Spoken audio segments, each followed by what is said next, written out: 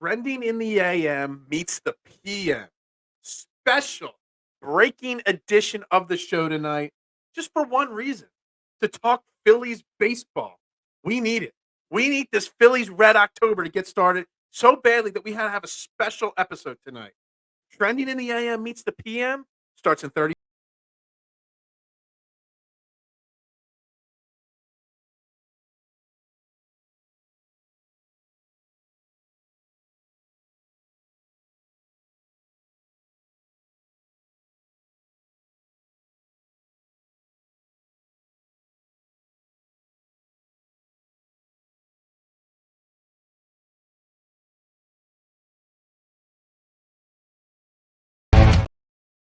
And a very good evening, everybody, and welcome to Trending in the AM meets PM here on Philadelphia Sports Network. We've traded in the coffee and crumpets for a little whiskey and bourbon, and we're going to have ourselves a little fun tonight on Trending in the AM talking Phillies baseball. The hunt for Red October begins next week. I'm your host, Phil Stiefel. I got my main man, Mark Moschitelli, sitting in next to me here. Good evening, Mark. How you doing? It's been a long time. It's been a little bit of time, yes. I rushed home from work to make sure that I am on your show here for the Phillies, because the last time you had me on as a guest in the morning, we tried to talk Phillies, or I tried to talk Phillies, and your loyal followers essentially kicked me off of the show. So hopefully, if we're not in that right time zone, we can maybe talk a little bit about the Phillies tonight and maybe get some good responses. The thing I've been saying lately, we always bash the radio, WIP, the Fanatic. All they do is talk Eagles 24/7, 365 days a week, or a year. But it's play the greatest hits. That's what works, and that's what sells. Talking Eagles sells. Talking Phillies doesn't. Hey, everybody, make sure you hit the like button, whether you're watching on Facebook or YouTube. It's free to do that. It doesn't cost you a thing to hit the like, the share, the subscribe, the follow. So make sure you do that for us right there. Mark, and shout out to Big Ed, man. How you doing tonight, man? I miss you in the morning. I do. But you take care of yourself and be well. I know it's not easy waking up in the morning for me. This pretty face doesn't get a lot of people out of bed. Mark, let's get started. Let's talk Phillies baseball here. Let's talk about Red October, which is upon us. And I want to get started first with, your overall opinion of this Phillies team as a whole, because more than most about how negative I've been about Rob Thompson's Phillies team most of the season. I've kept my opinions pretty quiet lately. I've kind of stayed away from talking Phillies baseball, but you know more than most how tough I am on this team. So where are you overall feeling as we are 3.5 games away from the playoffs starting here? They're probably one of the most dangerous teams in baseball right now. They've won 10 of 12. They have a lead. The last time I checked tonight, you're talking about 11 of 13. I put it out there that they're done losing at home.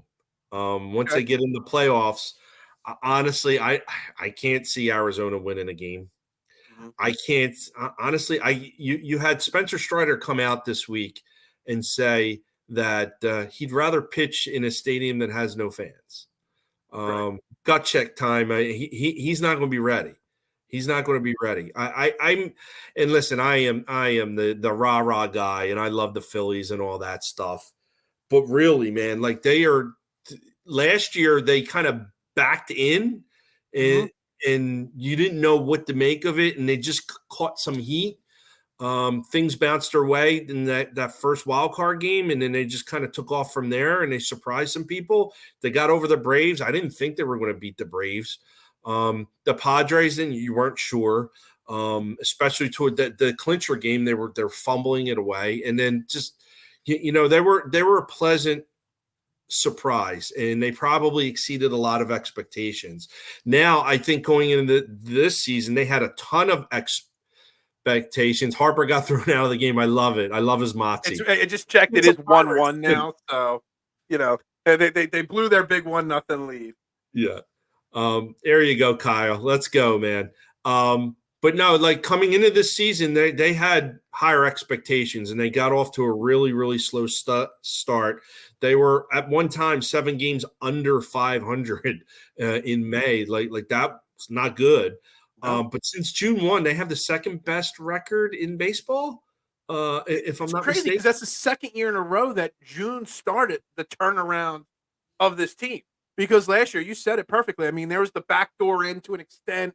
You had to fire Joe Girardi. You had to exceed expectations to make it last year. This year, there's no surprising anybody. I brought up with you before the show that the Eagles question today on the morning show was, are the 2023 Eagles better than the 2022 Eagles? This Philadelphia Phillies team, in my opinion, is head and shoulders better, not just on paper, but on the field as well, than last year's team. There are question marks, but there's no sneaking up because people know how good this team, offensively speaking alone, there is not a team in baseball, I don't think, that can hit and rake as consistently 1 through 9 like the Philadelphia. Even at the bottom with Rojas, every single person on this team can hit. So there's no sneaking up on anybody whatsoever. But it's kind of weird how June 1st, right around that time, was Joe Girardi fired on June 2nd last year? It's like that. Once June comes, they flip that switch, and all of a sudden they're a different team. They're a slow starting team, apparently. Well, here's the thing. We're talking about, next year, just to take a step ahead. The expectations are going to be even higher. Yeah. The Phillies need to next year. I mean, it's already too late this year. They got to kind of be the Atlanta Braves that are this year. They need to be a 100-win team. Mhm. They got to win this division and get one of these buys. Like you can't rely on backdooring into a wild card or winning your division, but being the third best and having to play that first weekend. You got to take another step forward next year. Now this year, I got to cut you off. Michael Bryce, who are you? You're on Facebook, and you gave us an angry face on Facebook instead of a like, a thumbs up, a heart, and you gave us an angry face. Do you dislike Phillies baseball that much that you're giving us an angry face emoji on Facebook?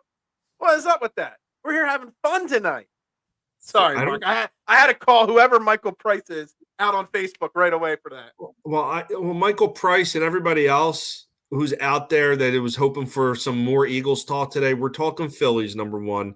Number two, I've said this on your shows on more than a few occasions. I've tweeted it out for those that are following. Philadelphia is a baseball town. It's a baseball town. That's right, sir. That's right. We are starving for a championship. And honestly, the Phillies got a really, really good shot to get there. Hell, they were only 2 wins away, beating they're the only ones that won any postseason games against the Astros last year. Mm-hmm. They swept their way in, and all of a sudden the Phillies punched them right in the mouth in game 1. And then game 3, they just went off with the home run. They were down 2-1. And they got themselves together and they ended up winning. They were the better team last year. This year, like the Phillies are going in with a different perspective. That they're going to be one of the, even though they're the top wild card, they're going to be one of the favorites. And there's a lot of, I mean, listen, I think TBS has the NLCS and the NL games this year. So they're looking forward to a repeat of the Braves and the Phillies. And I think that series, I'm going to be real. I think the Phillies can sweep them. I'm more worried about the wild card round than the Braves at this point. And we'll get into that in a second. So I see Big Ed's question here. Will Nola and Hoskins be on the team next year? Ed, I'm not worried about next year yet. Let's get through this postseason. But I do want to discuss at some point here Nola and Hoskins on this playoff roster.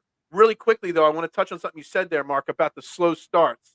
At some point, wouldn't it be nice if the team didn't get off to a slow start? Like, what is it that causes these slow starts? And this is one of my big beefs with Rob Thompson. If he could have gotten this team off to a better start, we wouldn't be worried about the wild card round. We would have that bye. We would have more time to rest our starters, rest, Craig Kimbrell, who's, borderline having his arm held on by a, bobby pins right now. Like we need to find a way to get off to a quicker start because then we'd have less pressure right now. We wouldn't have to worry about the Cubs or the Diamondbacks or the Marlins next week.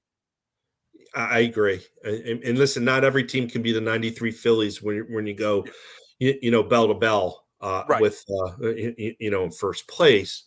But yeah, we were expecting a lot better showing earlier in the season, and it didn't happen. You know, Harper wasn't there. Turner was an absolute disaster early in the season. You know, Schwarber was. Schwarber, Schwarber, take away his batting average, and he's had a phenomenal season. But then look at his batting average and his strikeouts.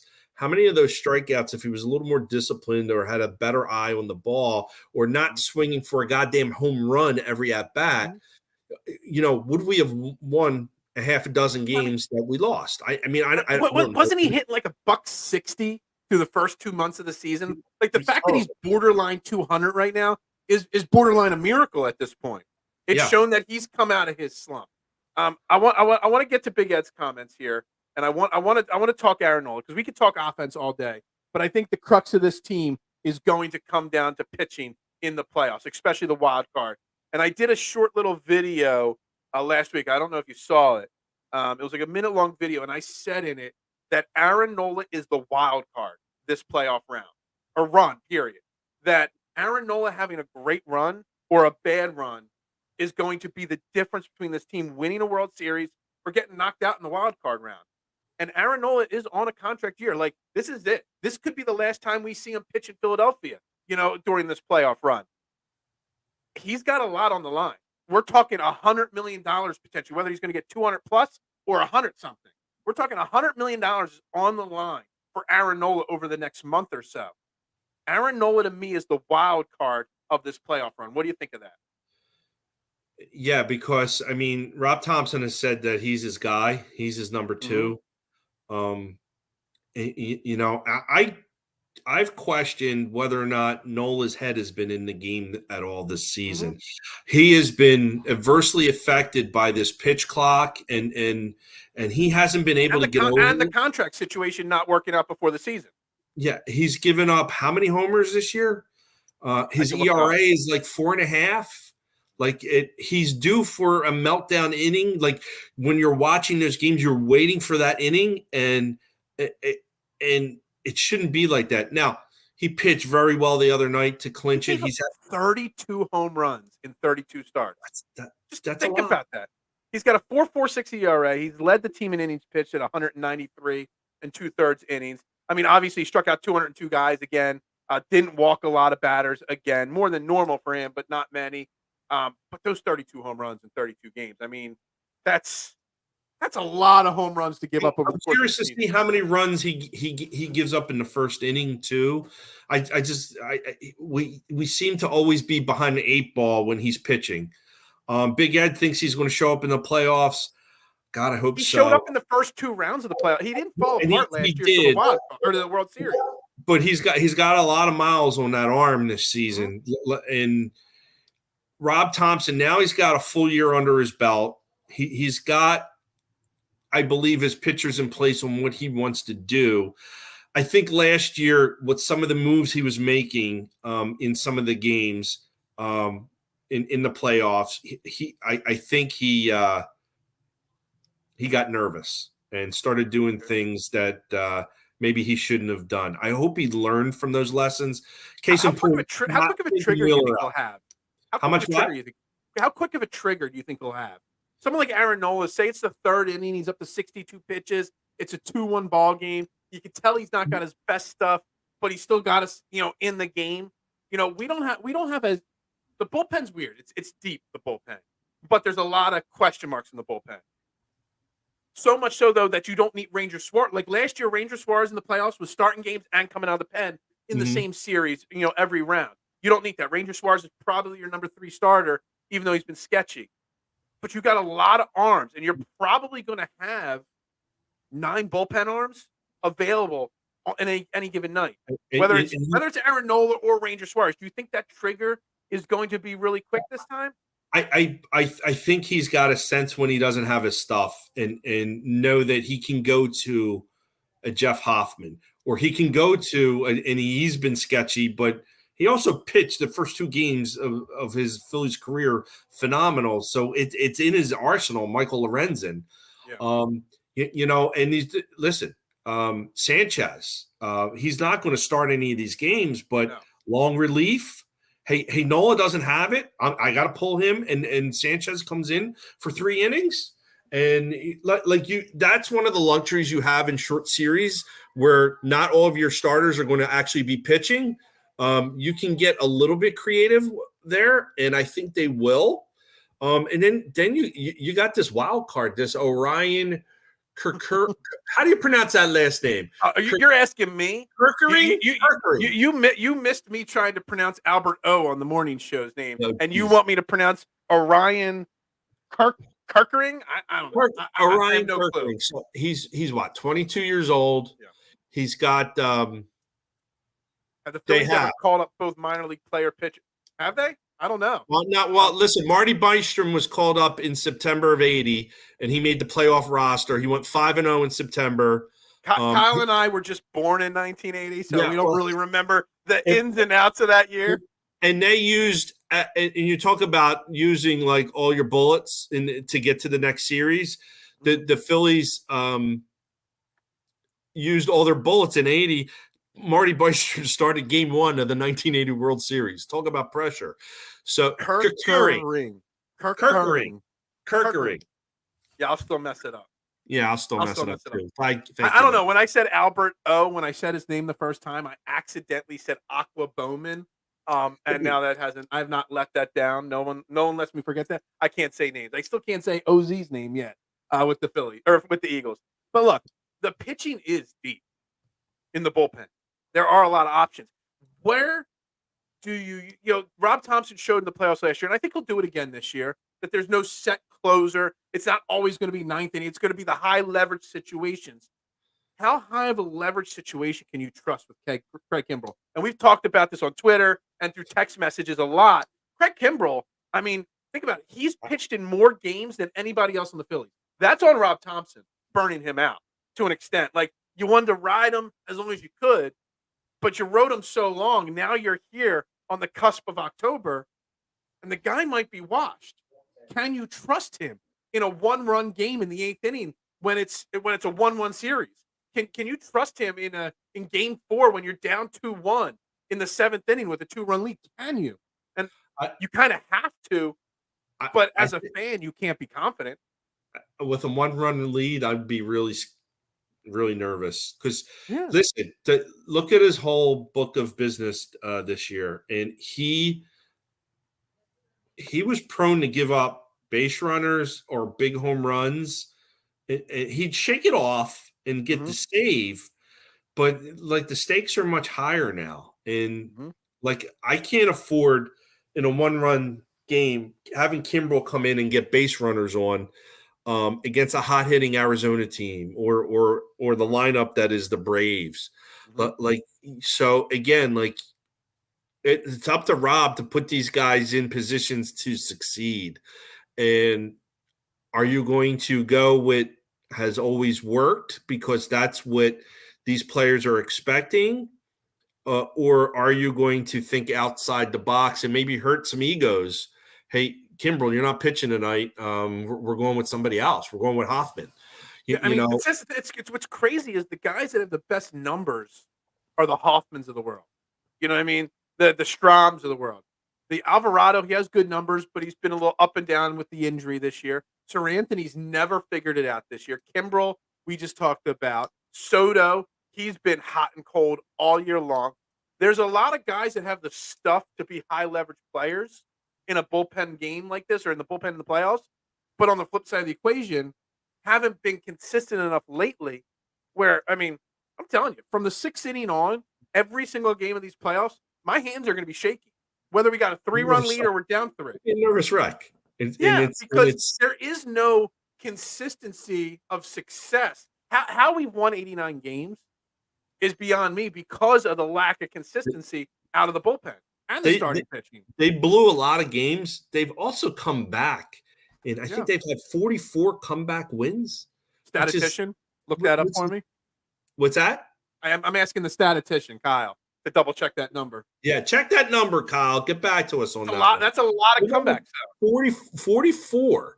And not the shift, but the shift this lineup is raking, man. I Yeah. mean, last night they had and listen, it was the Pirates. They were down 5-0.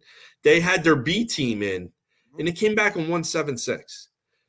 Garrett Stubbs with the big home run, still drunk, hitting a bomb. Drunk. He had a monster shot. It was a 3-run homer.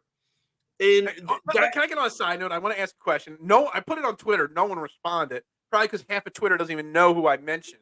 Is Garrett Stubbs the coolest backup catcher since Todd Pratt? Probably. I mean, Todd Pratt was a cool dude when I was growing up. I love Todd Pratt. He had such a personality. Todd Pratt had 2 stints with us. He also played for the Mets. He was on the Mets World Series team in 2000. Kyle confirming 44 comeback wins.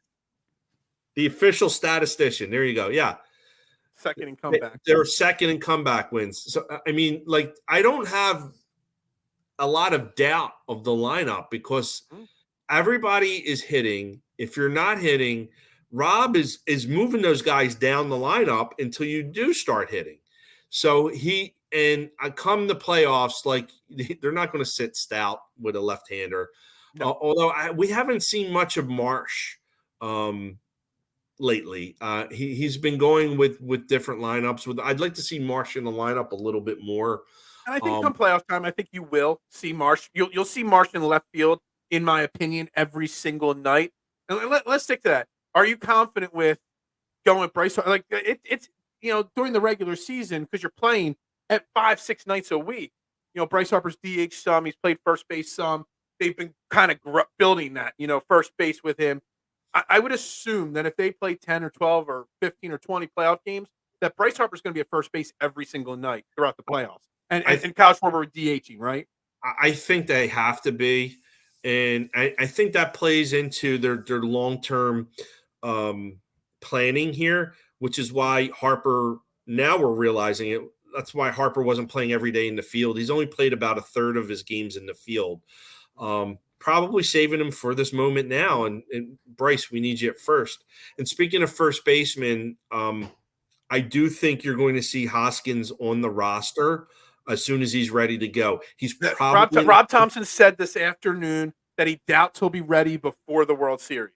But if he is ready, he will only be used in a pinch hitting situation. He would not be used as the DH or anything like that.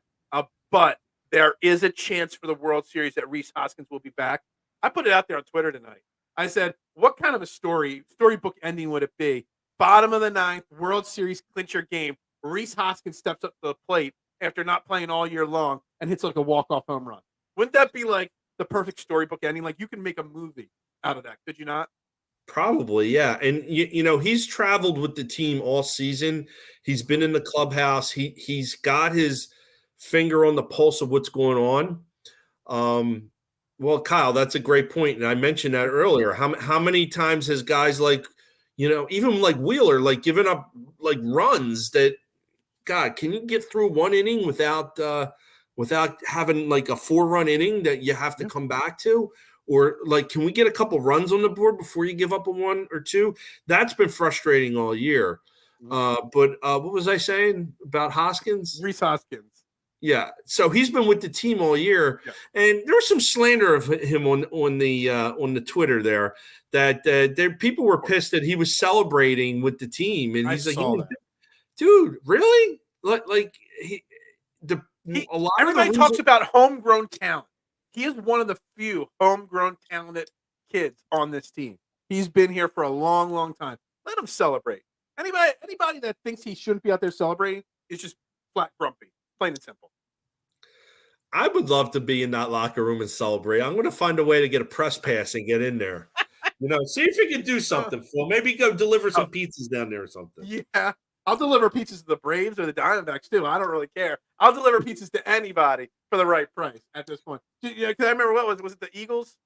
Was somebody visiting the Eagles last year, or was it the Phillies somebody was visiting? And they called a pizza shop and ordered like 50 pizzas, and the pizza shop said, no, we won't deliver to the visiting clubhouse. Yes. I forget who it was, but, me as a business owner, I absolutely I'd be delivering to them without a shadow of a doubt. That check will clear pretty quick, too, man. They have deep pockets. Absolutely.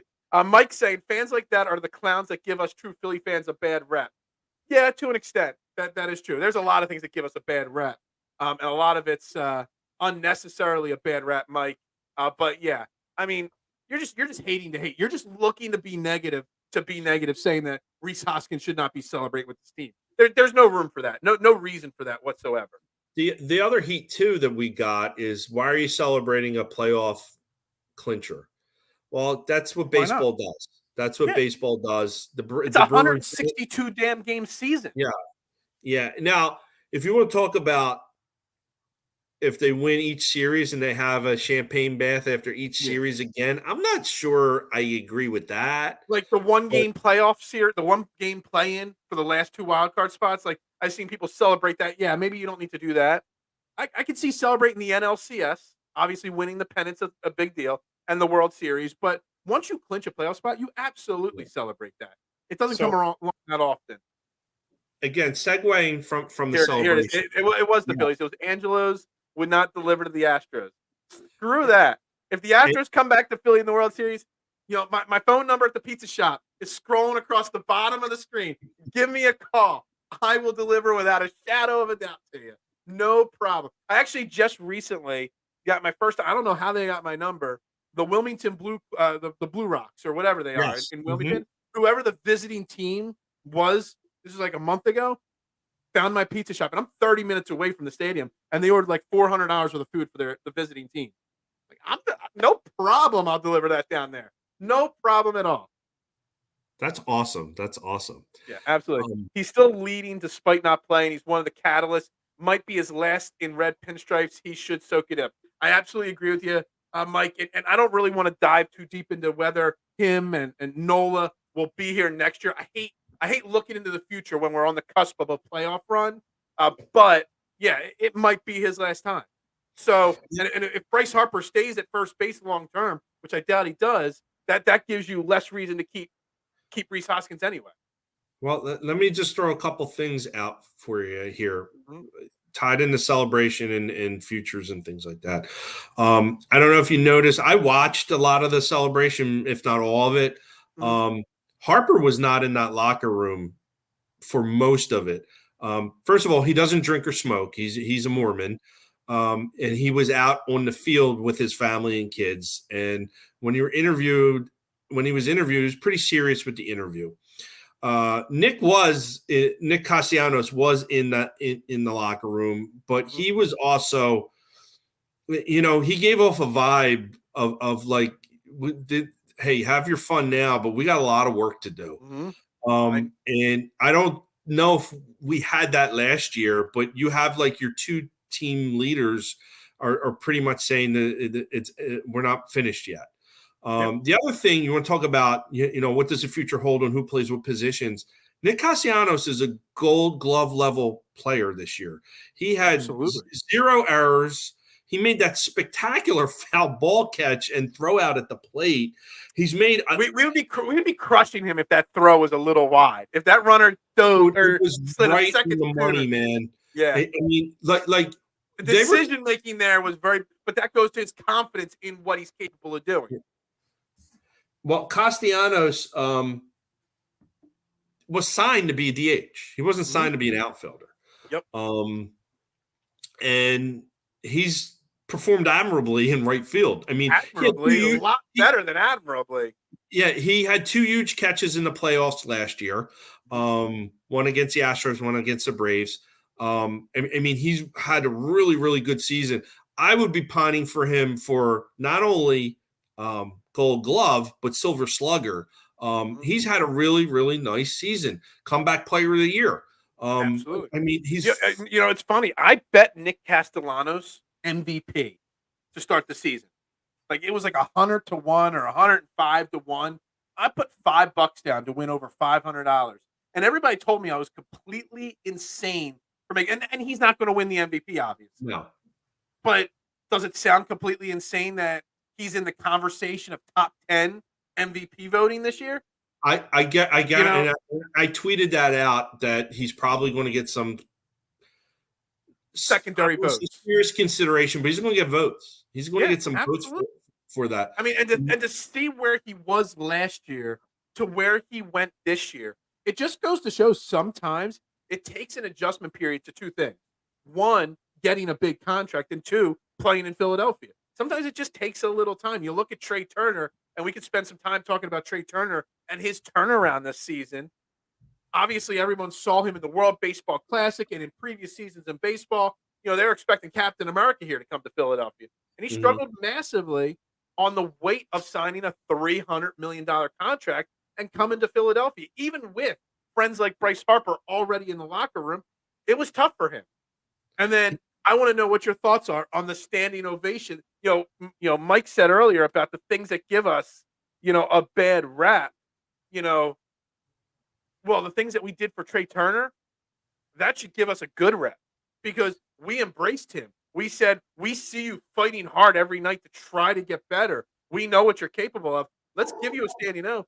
And he's been one of the best players in baseball since that standing ovation. Since August 1st, I think he's batting like 328. Yeah. His OPS is like 1.2 or something like that.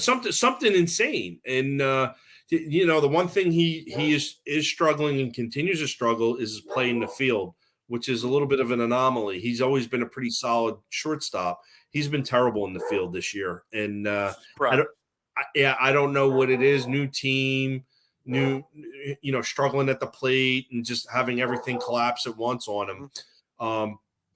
Can't have him botching plays in the playoffs. No. But here's the thing. Trea Turner, who we saw in the World Baseball Classic, who we saw in the playoffs in years past for other teams, the way he's played this last month and a half of the season, would it surprise? I said Aaron Nola is the wild card for the pitching staff and for this team. Would it surprise you if Trea Turner put up World Baseball Classic type performances in the playoffs? Because it wouldn't surprise me because he's got one of those clutch genes, just like Bryce Harper, with a knack for coming up big in big moments. Yeah, I'm curious to see under the spotlight how he performs. I mean, like he was money in that World Baseball Classic, so it'd be really interesting if he bookends. Oh, you hear him, Dad? The dog barking. I'm curious to him bookend the seasons with just phenomenal showings when it counts the most. And he's already got his confidence built back. I mean, he was batting 270 and dropped down a little bit now. He's at 263, but his numbers are way up. He was approaching OPS at 800. He's at 770 now. Who would have thought? I mean, he was under 600. He was under 7. He was under 700. He was low 600s. He might have crossed even in the. He was really, really unplayable at a point this year. There were a lot of guys on this team. JT Realmuto is another one. I mean, I know he's got over 20 home runs. He hasn't been JT Realmuto, best catcher in baseball all year long. He seems to be, leveling out and getting back to it. But, they're considering that we're at 89 wins with 3.5 games to play. We are losing now tonight, 3-1. So, 90, 91 wins, whatever we have, with Trea Turner playing the way he has, Bryce Harper missing the time. We'll get to him more in a minute. JT playing poorly. Kyle Schwarber playing poorly. Like, it really goes to show how deep this team is that we can have this many wins with so many people having off seasons. Like, this is – I wanted to bring him up at some point, but this is Dave Dombrowski's doing, this team. I mean, Dave Dombrowski's now gotten this team to the playoffs 2 years in a row, first time since 10 and 11, and he has built a team that when players are having bad struggles, there's so much talent on this team, we can continue to win. Listen, Dave Dombrowski has done this at multiple places. Yeah. He honestly, Boston, Detroit. Was there another team? Was it Detroit. Miami? Is he in Miami? I think he was with 3 teams. I can't remember who the 3 teams were, but it was Boston and Detroit for sure that he made these type of turnarounds for the organization. He's a Hall of Fame type general manager, and I applaud John Middleton for hiring him and getting rid of Klentak and McPhail because he had the wrong people in the leadership roles, and it was really showing. Dombrowski knows what he's doing, and I'm curious if he could take us to the promised land with all these moves that he has made. I think I almost want to compare it to when we had Pat Gillick here. And he took over in 06 or 07. 07, we got to the playoffs, didn't complete the deal. Then 08, the second year in a row, making the playoffs. and then Pat Gillick retired after that. I'm not Mhm. saying Dave Dombrowski will retire after this year, but I'm saying like it took 2 years of winning for the Phillies in that early run with Pat Gillick to get over the hump. Dave Dombrowski is right there with Pat Gillick as one of the best, presidents, GMs in baseball history for what Mhm. he's been able to do. He's one of Paul Owens was one. Mhm. Gillick. Um, Who was the GM? Well, it was Gillick was the GM of the Blue Jays, right? During he their was. run Mhm. in the early '90s. So yeah, so Gillick So had that like run on his belt as well. he's in good company there. Like there's not a lot of success stories of GMs here in Philadelphia. We got And Daryl Morey. That's a success story right there. well, that's Sixers are for another day. That thing, if nothing happens soon there, and I know we're talking Phillies, like something like it's not going to be good. Training camp is opening up soon. We're curious. Monday's first practice. Sunday is media availability. Monday is first practice. Out there, Nick Nurse has got them going out to Colorado for the hot mile high air to build their endurance. All right, let's get off that. Yeah. You mentioned another name. We'll get back to the players on the field in a minute. But you mentioned another name there when we were talking about Dave Dombrowski, and that's John Middleton. And we give a lot of praise in this city to Jeffrey Lurie. We give a lot of crap to Josh Harrison with the Sixers. John Middleton does not get enough credit for how he's changed the culture and the presentation of this organization. It might not be Eagles level gold standard organization yet, but it is definitely trending in that direction. John Middleton he's a billionaire out there rubbing elbows with the kids, with the fans, sitting in the stands, just doing everything to, change the perception and image of this baseball team. And I don't think John Middleton gets enough credit for the last 3 or 4 years and how he's turned the tides of the Phillies in this city. I think he's a tremendous owner, and you have to understand what has he done. Mm-hmm. This team, I'm going back years now. Again, it was owned by Ruley Carpenter and his dad, Mm-hmm. and it just got too much for that family to handle. They had to sell, and Bill Giles created an ownership group. That unfortunately, that ownership group was more concerned about making sure that they turned a profit every year than actually putting a winning product on the field. And you had the Buck brothers, Claire Betts, and all these other hidden figures. Like there was never Bill Giles was always kind of the face of the ownership, and later on it was Dave Montgomery. But part of that group eventually was John Middleton, and John Middleton worked extremely hard to wrestle the ownership away from these other folks so he can get primary decision making and whatnot. And I believe he just added somebody to He did. Yeah. Right around the trade deadline. That's why, I was spending some time talking about that he added a new owner to bring fresh money and to bring Ohtani to Philadelphia. Yeah, well, I mean, but It might be Mike Trout, but it might be Ohtani, He's in it for the right reason as an owner. Yeah. Like, listen, he wants to turn a profit. I get it, but he wants to win. I don't. Jeffrey Lurie wants to turn a profit too, but Jeffrey Lurie cares about the image of the team, and John Middleton cares about the image of this team. He wants them to be on the back page of the Delaware. Does the Delaware County Times still have? Does it still exist? I don't even know. But he wants to be on the back. He wants to be on the back cover with the Eagles. He doesn't want to be on the third sports page. He wants to be on the main page, and he's done a tremendous job changing the culture of the team, but also changing the image and perception of this team in the city. Where you said it a million times. This is a baseball city when the Phillies are good, and with other ownership, you might not have the same reaction of this team going to the playoffs as we do right now. And I put a lot of credit on John Middleton, and he doesn't get that credit nearly enough. Not at all. The guy was in the stands throwing baseballs to everybody. Yeah. He was walking around. To walk the railing. He almost fell. Dude's old. He's going to break a hip. No, he's in it for the right reasons. And he's allowing his people to do what they're supposed to do. A Dombrowski, a Bryce Harper, a Rob Thompson. He definitely has his finger on the pulse of what's going on, but he's not like a Jerry Jones, you know.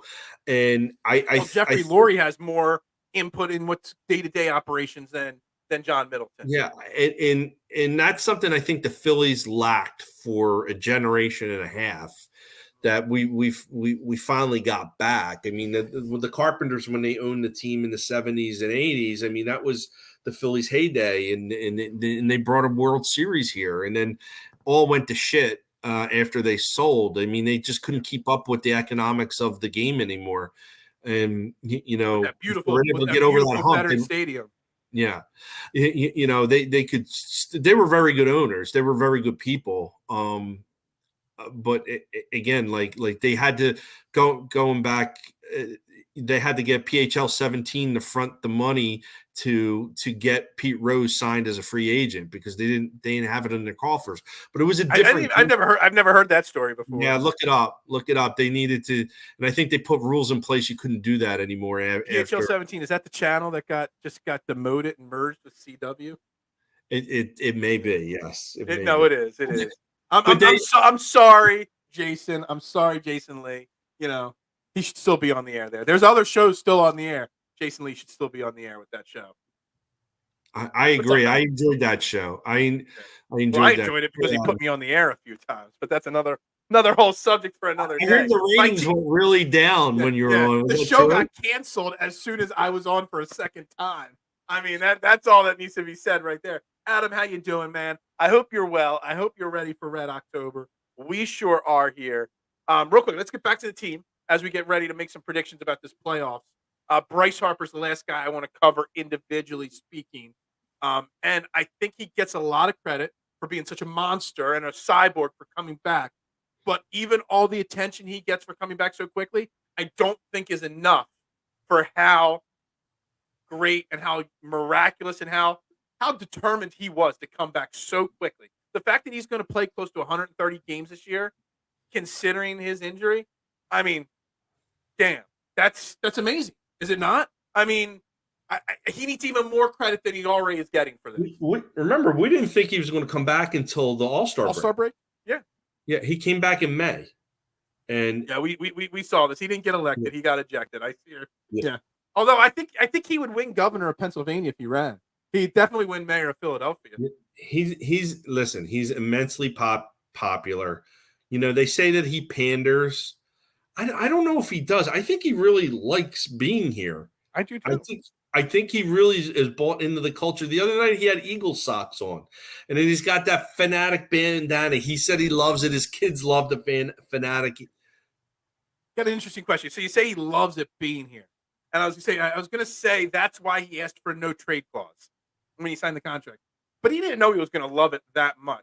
Do you think when he's like, I want a no trade clause, and then he's, I don't know, it's Philadelphia, and then he got here and he's like, no, I'm glad I put that no trade clause. Do you think he was really, truly as, you know, was it more of a contract negotiation thing at first, and now it's because he really wants to be here?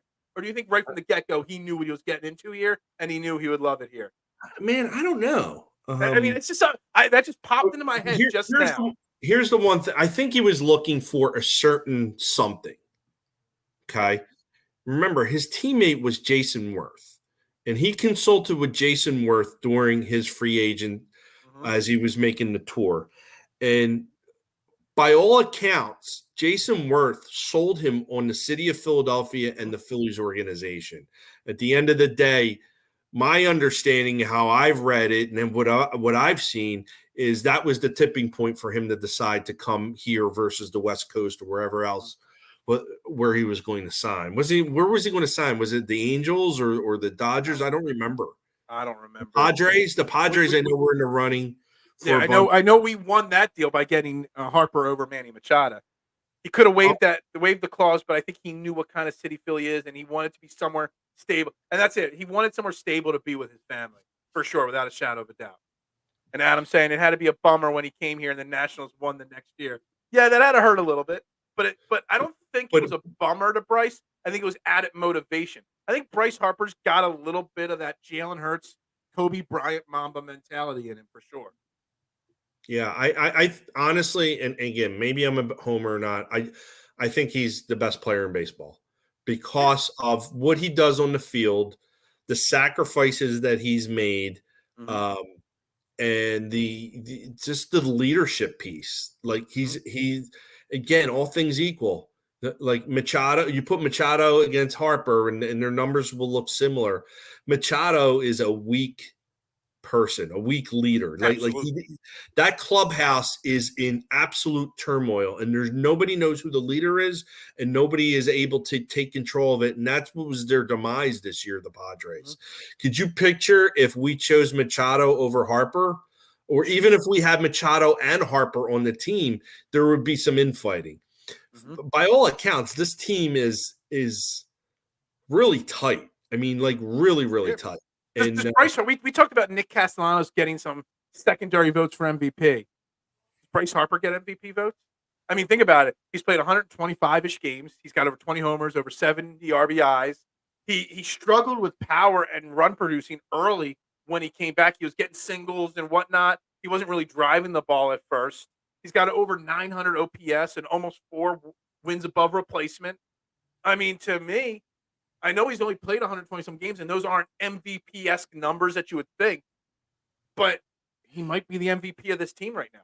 he might get a few votes.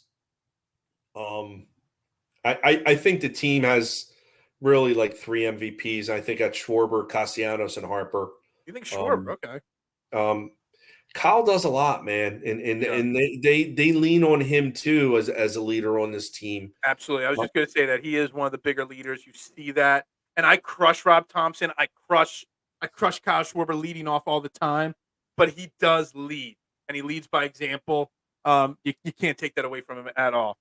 Philly should have signed both Harper and Machado. Rob Thompson wanted to spend, or not Rob Thompson. John Milton wanted to spend stupid money. Ended up signing Trey Turner anyway. They both similar. I mean, Trey Turner's got a different mentality than Manny Machado. Mista. I think if Manny Machado struggled in Philly like Trey Turner did, it wouldn't have been so simple of a standing ovation to turn him around because he doesn't have that same determination, drive, Mamba mentality, whatever you want to call it. I I, don't think Manny Machado has that. I yeah, I don't think Manny Machado is wired for pressure. I mean, if you remember, he was traded by the Orioles at the trade deadline to the Dodgers, and they made the playoffs that year, and he was kind of loafing it out there. And if you remember, he was running down the line just blowing bubbles with his I chewing remember that. gum. It was not a good vibe, and it tells a little bit something about a person on whether or not are they really bought in, or are they really the guy. Does he have it in his belly to be a leader and be a winner? And I don't think he is. Bryce, honestly, I have reservations about Bryce too. I You wasn't did? sure about him from a leader standpoint and performance, and what was he really in this for? Did he really want to come here to make a difference and win, or did he want just a big payday? And I read the guy wrong. I mean, he is everything that I thought he was. He isn't, and I we're very lucky to have him in this city, and We we're are. very lucky to have him for as long as we do. But I think he's in year 5 with us right now. That contract is really 2019 is when he signed it. 19, 20, 21, 22, 23. We're in year 5 of a Yeah. 13-year contract. We're getting, we're more than a third of the way. So I Yeah. think as time goes on, if they can't seal the deal, like there's going to be a tremendous amount of pressure on Bryce to do something, man. Mhm. Like you got to will this team to a Yeah. victory. We can't go 13 years without a World Series. Well, And I'm it not starts asking this. for a It lot. starts next week. It starts next week, right? This is last year we made the World Series, came up short, just like the Eagles came up short, the Union came up short, but the Phillies are back in the playoffs again, first time back to back years since 10 and 11. And like I said at the start of the show, this team is better on paper than last year's team. So the first thing is before we get to how far they can get, there are 3 or 4 wild card teams still in the mix to be in the wild card with the Phillies. I'm going to go over it real quick. So the Diamondbacks are the number 2 wild card team right now. You got the Marlins and the Cubs tied for the last wild card spot, and the Reds and Padres are technically still alive. The Reds are a game and a half out. That's pretty slim. The Padres are 3.5 games out. So we could pretty much eliminate the Padres. The Reds, it's really, really outside chance. It's really Diamondbacks, Marlins, and Cubs. 2 of those 3 teams make it. Who is the team you want to least face out of those 3 teams? Geez, I don't know. All right. While you think about it, I'm going to give you my answer. All right. Give me your answer. All right. I'm going to say the Cubs. The Cubs are not the most talented of those 3 teams, but the Cubs are eerily similar to the Phillies last year. They were really bad in the first half of the season. After the All-Star break, they had like a 10-game winning streak. They went on a 14 out of 16 game. Like they literally climbed from, I think they were like 8 or 10 games below 500 at one point this year. And they have climbed back into contention. And they're going to, if they make it, that means they make it on one of the last nights of the year. They backdoor in on the last game or last 2 games of the year, just like the Phillies last year. And they are a team, if they make the playoffs, they're the type of team that has nothing to lose. They weren't supposed to be here. They get in. That makes them a dangerous team. They remind me their season trajectory. I don't care about any of the players specifically. Their season trajectory is eerily similar to the Phillies last year. That scares me. That is why I don't want to face the Cubs. Nobody thought we were going to beat the Padres last year in the wild card round, did they? But we did because we got hot at the right moment. That is the Cubs right now. So that's why I want to avoid the Cubs. I know it's not an X's and O's type reason. It's just that gut feeling that when you get hot at the right moment, that kind of a team is very scary in the playoffs. Now, we haven't seen them, and I do agree with a lot of what you said. We haven't seen them since June. We went. They were a bad team. They were a bad team in June. We went 5-1 against them, and in Arizona. Let me see. I'm pulling that up. 1, 2, 3, 4. We went 4-3 against Arizona. Arizona's the better team on paper for sure. Yeah. We shit the bed against Atlanta, but we finished strong against them the last series. Who else did you say? Miami? Miami actually is trouble with them. Miami's actually got a better percentage chance of making the playoffs than the Cubs right now. Most likely, it's like 98% Diamondbacks make it, 70% Miami, and like 30% Cubs. So it's really, really outside chance as the Cubs, but the Cubs scare me because they I don't want them playing down to the competition level, and I think they'll play better and be more fired up. Mr. saying Phillies struggle against teams with great pitching staffs. Phillies can slug it out with anybody. Actually, I kind of feel like the Phillies struggle against the unknown pitchers and the unknown pitching staffs. We've struggled against the rookies and the guys, but the names that we know, the Phillies have never never really struggled as much with. I don't know. That's just my opinion. Who would you be most fearful of in that wild card round? I would probably say Miami. And then the reason why I say that is because, number one, it looks like they have a losing record against them this year, number one. Number two, they're a divisional opponent. They know us in and out. Which we know them in and out as well. Yeah. So I'm not sure if we've just had bad experience against the Marlins when it counted the most in recent seasons. Unless Jamie Moyer was on the mound. Yeah. We did knock around their pitcher. Andy Alcantara.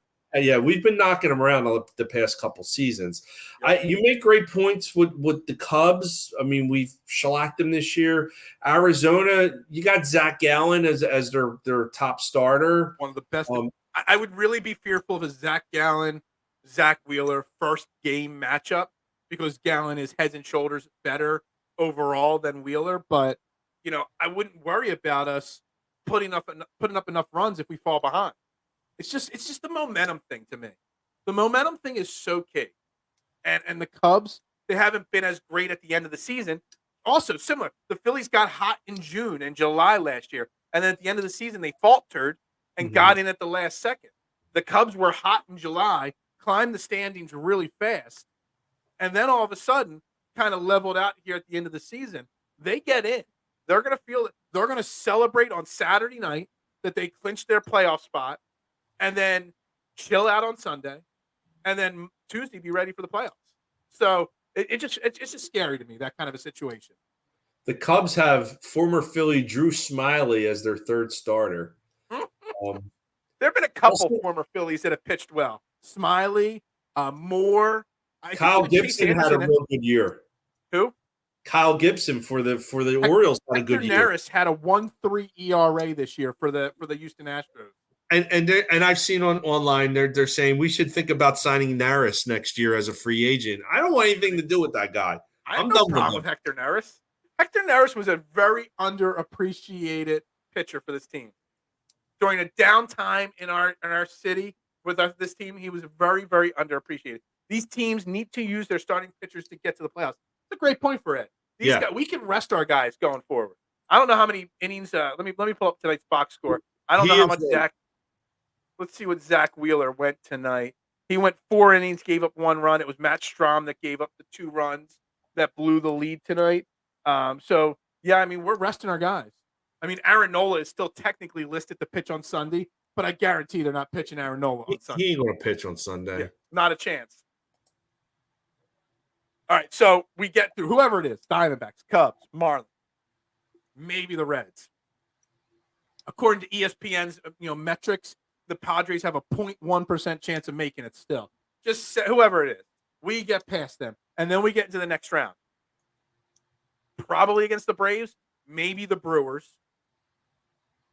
What's your long-term out?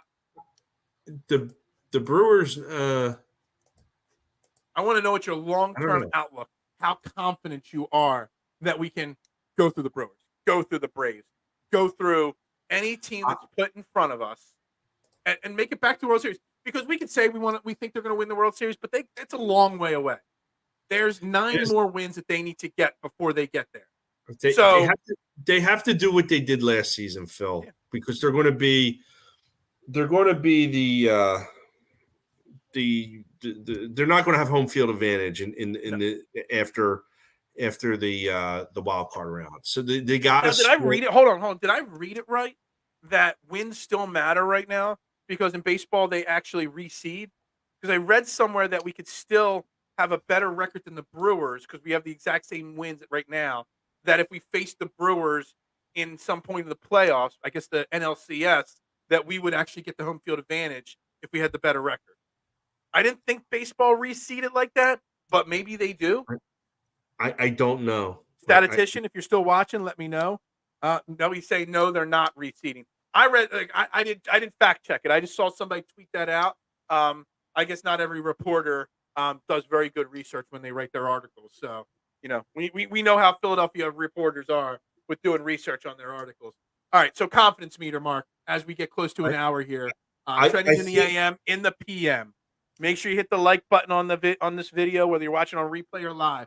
11 likes on YouTube, 5 on Facebook, 4 and an angry face on Facebook. Make sure you hit the like button. It's free to do. Confidence meter, how far this Phillies team goes. I think they can go very far. I think they can find their way in the World Series again. I honest to God, Phil, I looks like they might lose tonight, but I don't think they're going to lose a game at home in the playoffs. I can't see it happening. I mean, that crowd they're already in playoff mode, and there are teams and players on record that have said that they don't want to come into this building to play. I think it's pretty clear the Braves aren't looking forward to us in the I agree, Big Ed, that I don't think they want to play the Phillies. Do you think there's any revenge factor from the Braves? Does the revenge factor? We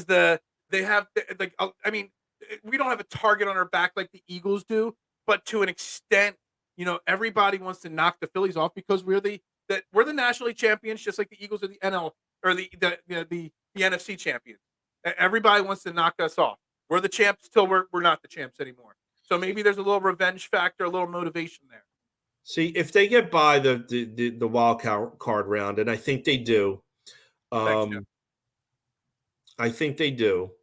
The Braves, if we split in Atlanta, that's a huge problem for them because now they're back on what happened last year. You're going to come into this building for 2 games. All we need to do is win 2 games. It's a short series. It's not a 7-game series. I think if that was a 7-game series, I think the outcome could have been a lot different last season. It's a short series, and anything can happen in a short series. And you shift the home field advantage to us. All we got to do is win 1. That's going to be a big problem with the Braves having them overcome and trying to split here when the stakes are as high as they are, and you got their players on record saying that they don't want to play here, man. So, and I think if they were to get to the NLCS, you got either the Dodgers or Brewers. In most. I mean, I don't know much about either of those teams. I know Mookie Betts is having an MVP type season. Freddie Freeman has like 60 doubles. No, don't know much about their pitching. I think their pitching is a little off this year for the Dodgers. They got 98 wins. That's all I know. Yeah, it's a lot of wins. I mean, yeah, I don't. I think the Brewers might pose a bigger problem than the Dodgers for them. And I do think if they get to the NLCS, it's going to be a hell of a lot harder than it was last year against the Padres. The way I'm seeing this play out is that our biggest adversity is going to be ourselves. And I actually fear the wild card best of 3 series the most because of the unknown.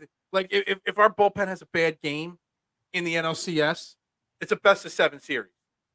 But in the best of 3 series, say we go out in game 1 and win, but then all of a sudden our bullpen, our starter, Aaron Nola doesn't go deep in game 2. Our bullpen gets roughed up. We go through a bunch of pitchers.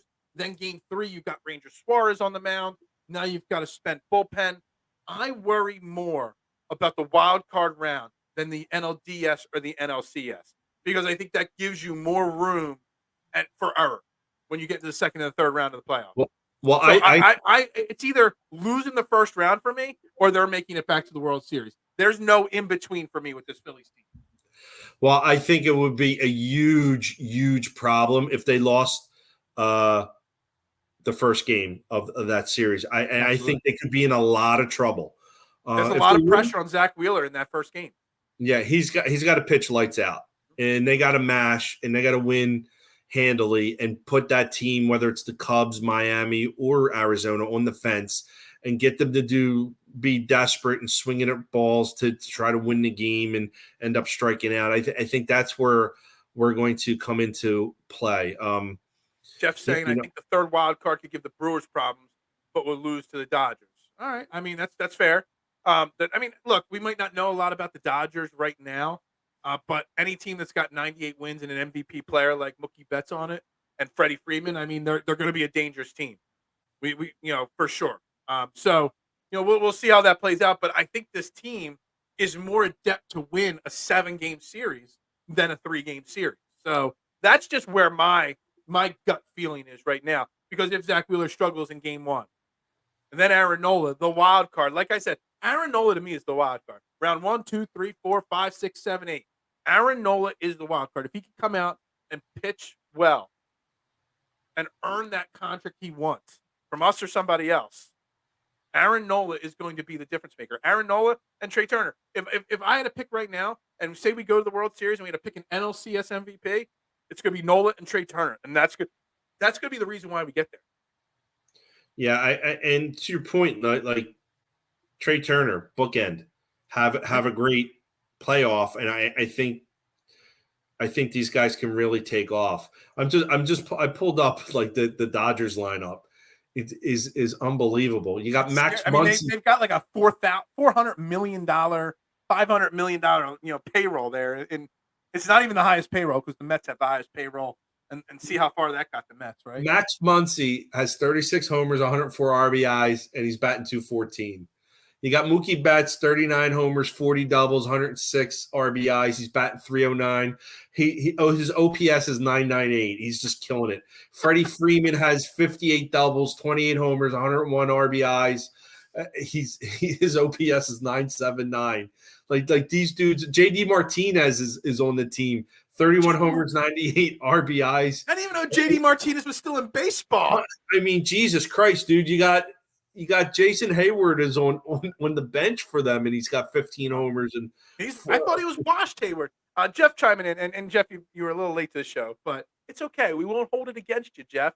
Third starter is not Chris Sanchez. Chris Sanchez is going to be used in the bullpen, in my opinion. I know Rob Thompson hasn't named a third starter yet for the first round, but in my opinion, it's going to be Ranger Suarez. And I forget, Jeff, I was reading the article and I was listening to the quotes. It depends on who the matchup in the wild card round is. If it's one team, it's going to be Taijuan Walker in game 3. If it's the other two teams, it's going to be Ranger Suarez. So Chris Sanchez will be used in a bullpen role or a piggyback role if somebody gets bounced early from a game.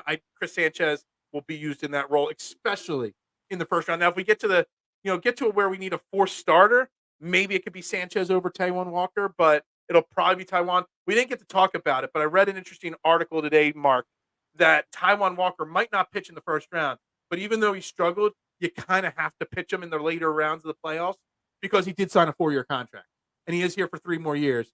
And you kind of got to give the guy that's going to be here long-term over, some of these other guys. You don't want him to get upset that he got benched, in the playoffs. You know what I mean? Like, I know he should be bigger than that, but on the flip side, you kind of got to give the big dollar guy that opportunity, right? He did squeeze out 15 wins this year. I mean, he's just struggled the last 3 or 4 outings. Rob Thompson has led the Phillies to 2 consecutive playoff appearances after a 10-year drought. Is he that good of a manager? Well, you're asking the wrong person, mister, because I'm not a Rob Thompson guy. I think he's done a phenomenal job this year. I think even better than last year. I think last year, he did great. I mean, obviously he took him to the World Series, but here's the question. Before you even say that, listen, is he going to stay here long term? Because he's next year's the last year of his deal. You never go he signed a 2-year deal, which is so rare in baseball because you don't have a lame duck coach. He was ready to retire. Is this Rob Thompson's last run? Does he retire? Win, lose, or draw? Does he retire at the end of this year? I think if they win, he will retire to go out on top because he was ready to retire 2 years ago. Yeah. If he loses, to come back on the bench in 2022. I think if he loses, I think it depends how he loses, whether or not he walks away. I would say that he would fulfill his contract. I've never heard of a baseball manager playing out the last year of their deal. Maybe he gets a 1-year extension. See, I mean, he is only 60 years old. I mean, he's not It's real weird old. that he wanted to retire. I mean, no offense to other players and all. Yeah, I mean, think about it. Someone like Charlie Manuel was coaching in their 70s. Jim Leland was pushing 80. What was the guy? The guy for the Expos and the Nationals, Frank Robinson. He was like 83 and he was still coaching. So a lot of baseball coaches coach pretty late in their life. And Rob Thompson was ready to call it a career. Maybe he doesn't want to. I mean, he's given his life to the game, and he wants to go back to Canada and raise sheep. I don't know. He signed through 2024. I'm 99% sure he only signed for 2 extra years, this year and next year, which was always so weird to me because it's just such an odd thing to do. Jeff, that's just what I remember. That's what I remember. And again, I'm a Rob Thompson hater. So listen, also according to Mark, I'm a Rob Thompson hater. I think he's done a phenomenal job. He has done a fantastic job. And the players love him. Yeah, the players love him, which is the most important. He stays the course. He believes in what works. Big I wish I could retire at 56. Man, I'm going to be working until the day I'm dead. 7 more years of that. I'm looking forward to that. Dude, I got 13 years if that happened, but the odds are that ain't happening. The pizza business does not make you rich like people think it does. It does not make you rich. Sorry. Okay, but I appreciate you checking in, Jeff. This has been a fantastic show. So, Mark, Phillies win the World Series, yes or no? Listen, I was going to wrap that show up really quickly, but then I just put a stickler on you there. And you don't know Dude, how to answer it. my homerism says yes, they shock the world, they get back, and they actually pull it out. And I think they pull it out in deciding fashion. I don't think it's a 7-gamer. I think it could be a 4-game sweep to whomever it is that they play on the other side. And honestly, I haven't dug real deep. I mean, I'd like to see the Orioles. Let them play the Orioles, have a 95 series, and let's get them back from what happened in 83. But, Ryder Cup time, no? The tea time is 1 a.m. tonight. For the Jesus, first tea time, dude. 1 a.m. tonight. They're playing over in Europe somewhere. I don't even know where. But the first tea time's at like 1:15. I am not pulling an all-nighter, Kyle. Absolutely, without a shadow of a doubt, not. And I'm just going to say this right now because I haven't done a Fairway to Heaven in a while. Team USA is going to win the first Ryder Cup in Europe in like 300 years this year. The Team USA is way better than people realize. Just going to say it's in Italy. Yeah, that's right. I knew it was over there somewhere where I've been before. Justin Thomas, MVP of the Ryder Cup. Just going to call it, Kyle. Haven't done a Fairway to Heaven in a while. That's what it's Paige playing. Big Ed never misses a moment to mention his love of Paige Sporanic, does he? I mean, I think Big Ed might have a slight crush. Is she even a professional golfer? She tried. She was big in college. She tried to make it on tour. She just couldn't hack it on the LPGA. She was good enough, but not good enough. So just not quite there. But she's a better golfer than I am. She's a better golfer than you are, without a shadow of a doubt. She's actually got a really good terrible. Listen, I am a terrible golfer. I'll be the first one to admit that. I've never big been crush. real good. I'll just tell you this, Big Ed. My wife has no problem saying, "Yeah, that's a good-looking girl." When one comes across our path, she hates the dancing commercial where she's doing that little dance on the putting green. My wife thinks it's the dumbest thing in the world, Big Ed, just so you know. She makes more money on social media and modeling. She absolutely does, without a shadow of a doubt. She's actually really smart when it comes to talking and handicapping golf tournaments. She is beyond belief smart. She knows her sports in general, inside and out. She's a great Twitter follow because you don't see all the pictures and explicit graphic material. She knows her stuff really, really well. Yeah, I see your comment, K1. Yes, a little. I do host a golf podcast. We're kind of in a little hiatus in the offseason, but I do host a golf podcast, K1. I'm glad K1 checked in on baseball tonight. We didn't talk any K1 football. hates baseball. He literally hates baseball. He's the guy that wanted me off the damn show when I was talking Phillies. I had to do. Come on, K1. I did an hour and a half show this morning. I did an extended episode this morning, and now I'm on an hour and 15 minutes tonight, and K1 still can't get enough of me. He might hate baseball, but he can't get enough of what I do here, just so you know. All right, Mark, we're going to wrap this up. You didn't answer my question if the Phillies win the World Series or not. I said they'll shock the world, and they will win the World Series. So let us have – everybody thought last year was the year the Eagles, the Phillies, the Sixers, they were all going to make the deep run. I'm going to tell you, this is the year that multiple Philadelphia teams win a championship. The Eagles are going to win the Super Bowl. The Phillies are going to win the World Series. And shockingly, the Sixers are going to make it out of the second round. You heard it first right here. Now, I didn't say a championship. I just said out of the second round. They do. This is the year in Philadelphia here, starting right now with Red October with this Phillies team. Let's do it. I'm ready. All right, let's do it. Yeah, as Kyle says. I mean, it's a perfect comment to end this show. Ring that MFing bell.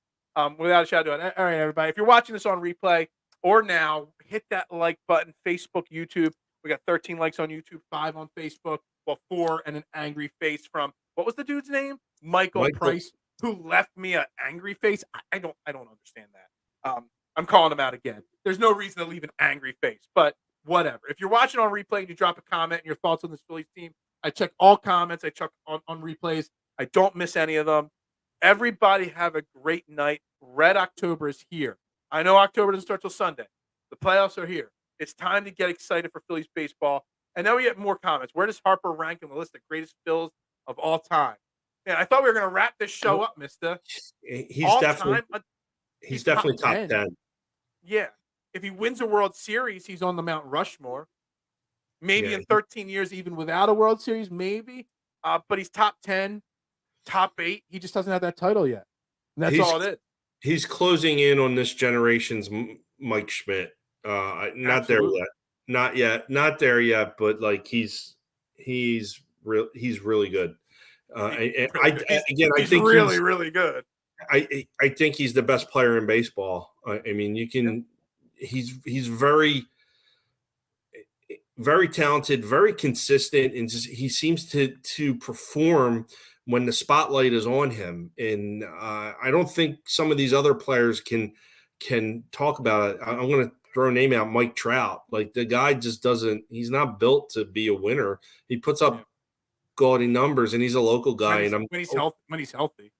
He hasn't been healthy for like 3 seasons. There was actually, I didn't want to get into it tonight because we're talking playoffs. We're not talking next year. But there was a report that came out literally about an hour before the show that the Angels are going to try their darndest to get Mike Trout to Philly next year. And I just thought to myself, I don't really care. I don't think the Phillies want him. Yeah. Where do you want to put him? They're going to want Abel and Painter. They're going to want Schwarber and Abel or Schwarber and Painter. I'm not doing it. Like at this point, I don't want a banged up player. I don't need him. There's better options. I don't think he wants to come here. I don't think he wants. He's actually not a Phillies fan. He grew up an Eagles fan. He's not from around. He's a Yankees fan.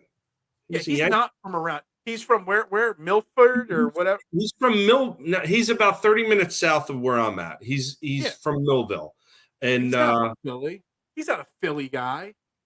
Oh, I mean, it's right on the cusp. No. It's South Jersey, dude. Give it a break. You're a Jersey. I thought he was from like Central Jersey. I thought the town was. No. Anyway. I believe he. No, he was. Well, then that makes him a Yankees fan. That makes him a fugazi for being a Yankees fan. Then. Yeah, I do know a guy I used to work with who was a big time pitcher in Cherry Hill, who faced him twice, I believe he said, in high school, and both times he hit two of the longest home runs he had ever seen. So he hates Mike Trout, but I mean that's a personal vendetta, I guess, against them. But I don't think like he wants to play in the town that he's from. No, I don't think so either. And honestly, I don't need him right now. No, like that's not where we. That's next year, though. That's the off season. That's next year. Mark, I think we need to do a few trending in the AM, in the PM episodes every so often, at least once a month, where I get you on. Because I know the mornings are tough for you. I enjoyed this. My whiskey is gone. Jesus, dude. What? It was just a rock. Hey, listen, I gave up my dinner, and my wife is probably super pissed at me because I came right home from work to jump on trending in the AM, in the PM. I think we need to make this a monthly thing at least.